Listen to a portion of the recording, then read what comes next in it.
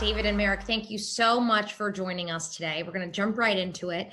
Marek, first question to you. Aston Martin is, of course, an iconic brand known for designing some of the world's most beautiful cars. But how challenging is it to, marry modernity and the company's traditional brand identity?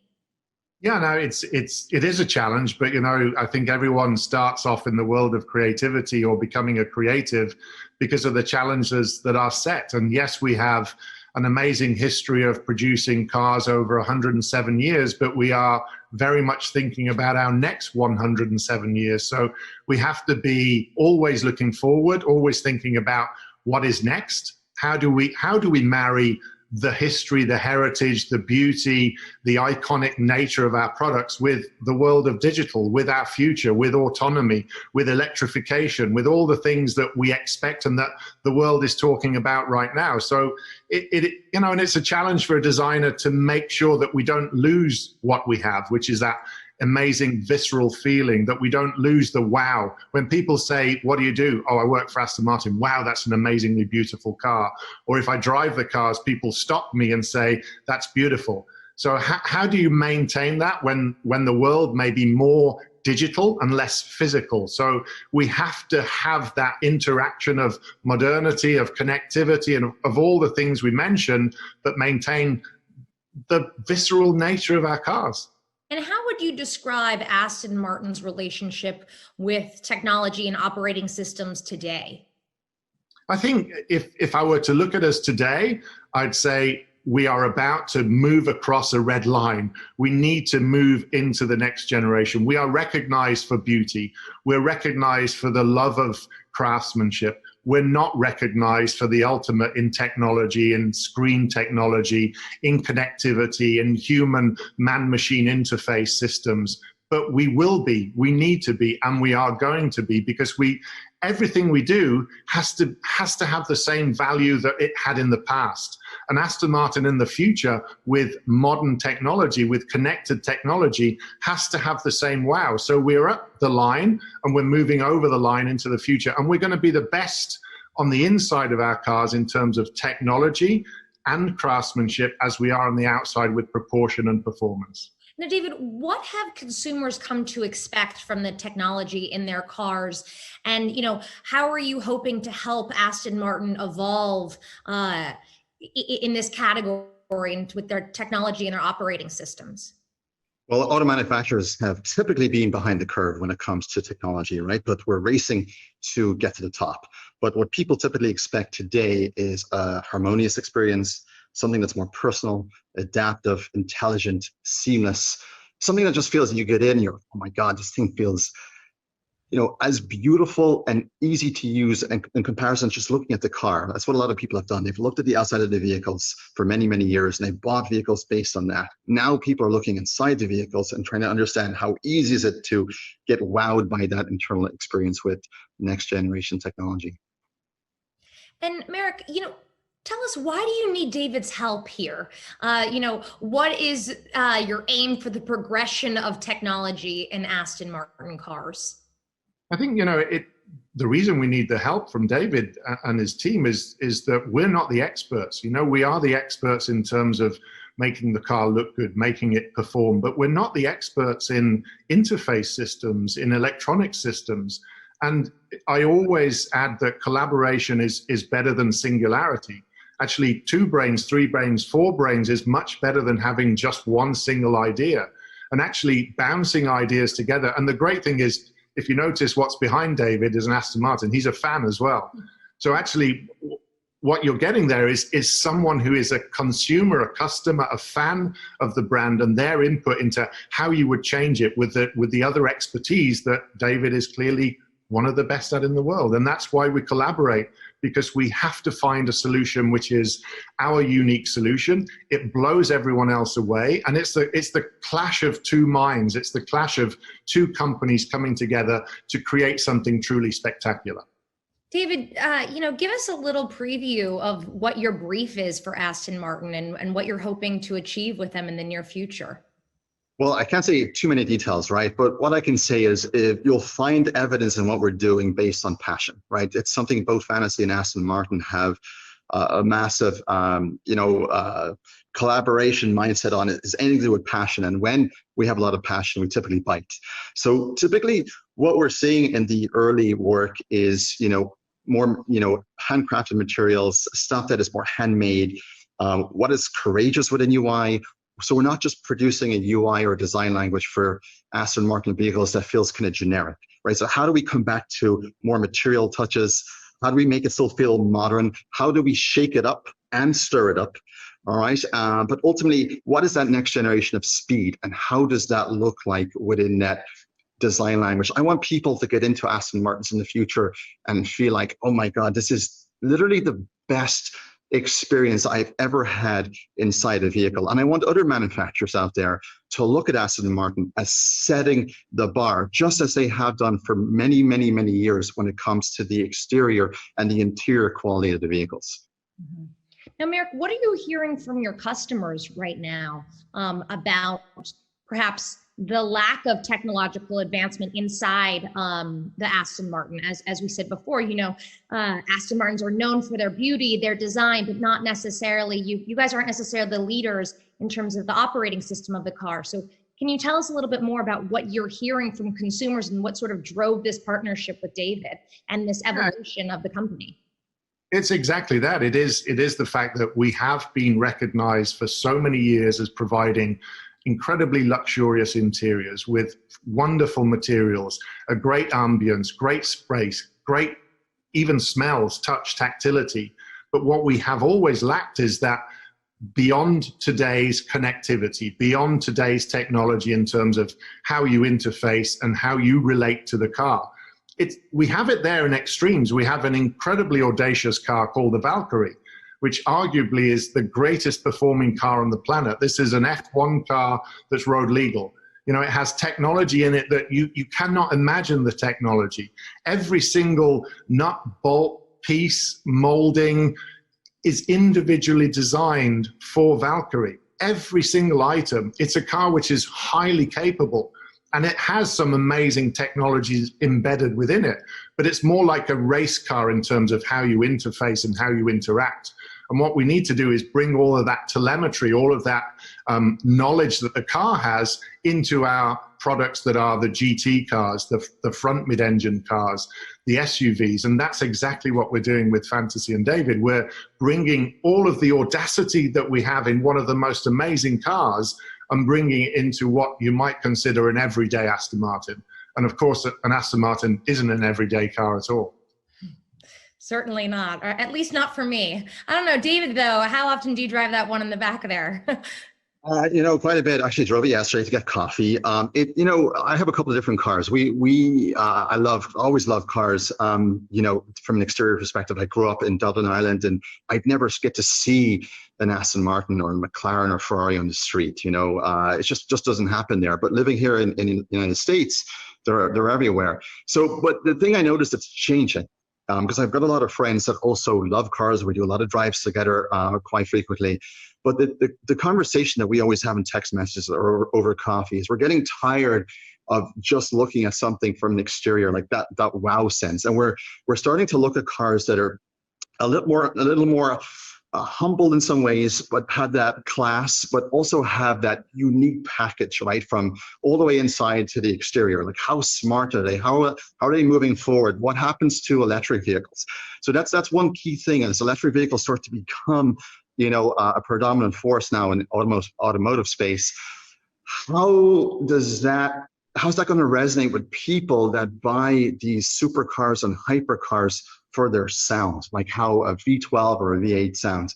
So as we all move down the electric track, if you will, that is going to be an amazing nut to crack. And I think with the mindset that we share with Aston, I feel that challenge is one that we're taking on very aggressively and hoping to really conquer what it feels like to buy in the future a high performance vehicle that is electric driven, that just is sensational in every way, where we don't have to worry anymore about that V12 or V8 sound. Speaking about, the future in electric vehicles, the writing is on the wall here in terms of autonomous vehicles. So Marek, can you tell us a little bit about how Aston Martin is preparing for a world where autonomous vehicles dominate? Yeah, I mean, it starts with the work we're doing with Fantasy, because all of those autonomous vehicles, the systems we'll have in the future to control cars, they need to send a message. So we have to embed in our cars the LiDAR systems, the detection systems, the camera systems, and the connectivity to be able to allow the cars to be autonomous. It's going to be legislation that you have to have certain camera systems in your car for lane departure avoidance, automatic braking, etc. So how you then relate to that is the human interface. How do you then enjoy the autonomous drive? How do you learn from autonomy? I'll give you an example. If you bought a Valkyrie, there are telemetry systems in the Valkyrie that you could read from the pit lane to make you drive faster. So imagine an autonomous Aston Martin in the future that you take to a track. The autonomous car could potentially drive faster than you. So you can learn to drive faster on the track through the autonomy. You put that onto the road and maybe it makes your journey more efficient. Maybe it allows you to relax when you need to, and when you want to drive, you take over. So maybe the autonomous system tells you now's a great time for you to drive because your heart rate is perfect, your breathing is brilliant, your temperature is great, and this next stretch of road is perfect for an Aston Martin. But the ones that aren't, hey, enjoy yourself, sit behind the wheel and enjoy the journey. So for me, autonomy, it means so much to anyone if you use it correctly, because it allows you to spend more time doing the things that you would really enjoy in an Aston Martin, which is driving it, feeling the visceral sensation of driving a car. Now, David, in terms of, the driver experiences and the systems that you design in today's cars, how is autonomous driving affecting your work? Well, positively. Obviously, autonomous driving is started off as a gimmick, right? People didn't really respect it or have an understanding what it does. But then when you put someone in a vehicle that has an autonomous platform, the reaction first is shock, and then it's awe.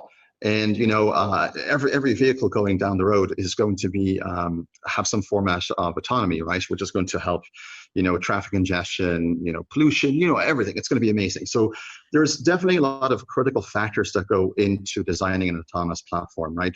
Specifically with the technology and the hardware that Aston will be putting into the vehicles. That is the most important. Our job is to help mom and dad, well, not on an Aston Martin, right? I'm not letting my parents drive my Aston, but the regular demographic for Aston Martin and similar vehicles, when they get into that, our job is to take that technology and make it seamlessly understandable. It's safe.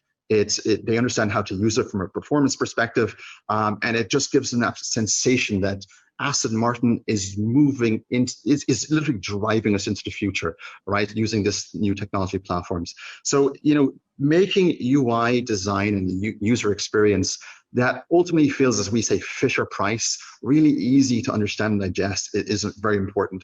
When this very car behind me, right, it's not a green screen, it's a real car, but I drove this to lunch one day in Beverly Hills. And as I was pulling up to the restaurant, there was a guy standing there, an old man. His name was Larry King, which, Rachel, you probably know, right? Larry looked at me and he just walked up to me as I was getting out of the car. And he said, "What kind of car is this? This is so beautiful. Is this an Aston Martin?" So Larry, get in, let's go for a drive. So we got in the car. And this guy was in absolute awe of this vehicle, right? And he was talking about all his vehicles he had, in his adulthood. But I want him to get in that car in the future. And when he gets inside and I turn on autonomous features, or he sees that smart experience of that vehicle, I want him to be as equally in awe of that as he is of the exterior. Let's talk about timeline here. I mean, you're talking about the future and evolution of the brand, but really, how long is this going to take? Are we saying that, the next generation of Aston Martins will have all these bells and whistles that you guys are working on? Or, really, how long will it be until Aston Martin is a leader in this space? You're going to see it within the next 18 months to 2 years. So you'll start to see that. And of course, that will lead into the future generation of product as well. But you're going to see it in automotive terms relatively quickly, because we're on a journey. Exactly as David said, we're changing our pathway. We're changing the perception of the wow factor on the inside of our cars. And it should be more theatrical. It should give you an experience. It should be something that as a consumer, yeah, you fall in love with the outside of the car, but you spend 99% of your time on the inside of your vehicle using it. And we want to make that user experience incredible. So 18 months to 2 years' time, you're going to start to see all of the hard work that we're putting together now in our cars. And I've seen some of that work that obviously that's coming. And it is, I'm not just saying this because Marek's on the call here, right? But it is some of the most beautiful work that I have seen. But it's so important for this work to be, super usable and super smart. Now, tell us a little bit about some of the challenges that you guys have encountered in terms of this evolution and, getting to a point where it's only 18 months to 2 years down the line. It can't have been easy to evolve the brand in this direction and make sure you're maintaining, the history and tradition of Aston Martin. So can you tell us a little bit about some of the pain points? Yeah, I guess for me, the pain points are packaging effectively. So you go from having a relatively free, what we call package, which is people space, to having some of that space determined by a screen, which you can reach. So you've got to be able to touch those screens, and they're relatively large screens. I'm not giving away how large or how small, but they take up space in the interior, and there are multiples of them. So first of all, you have to give the same ambience. You have to have a feeling as though you're not surrounded by just screens. There's still an Aston Martin at the heart there, which is the materials that you would assume you'd find in an Aston Martin. But then it has this otherworldly material in there. So how do you make that work in sympathy with everything else and not look incongruous? How do you make it fit with the vision that we have? And then the graphics on those screens, you wouldn't believe how long it takes to just create one image, one graphic image that interplays into another. This is, it's animation effectively. You're creating a film, an animated film that you interface with in the interior of the car. And do you expect any of your customers to have any pushback to, this next generation of Aston Martin, because they are so attached to the classic, traditional, beautiful cars that you guys have designed?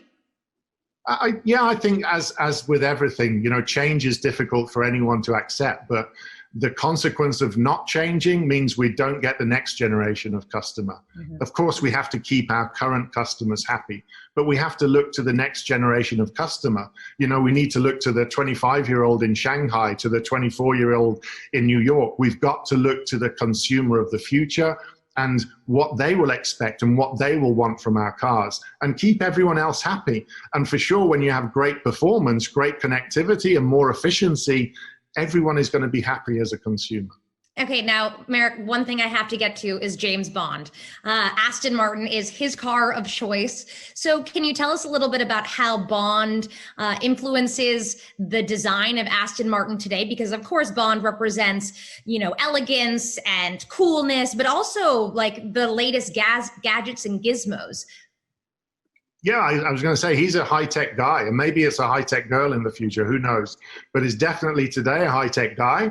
And in the next movie, No Time to Die, which will come out next year now, then we're going to be 4 cars into the movie, starting with a DB5, going all the way through a V8 sedan from the 80s into DBS, which is a current car, DBS Superleggera, and then a snapshot of Valhalla.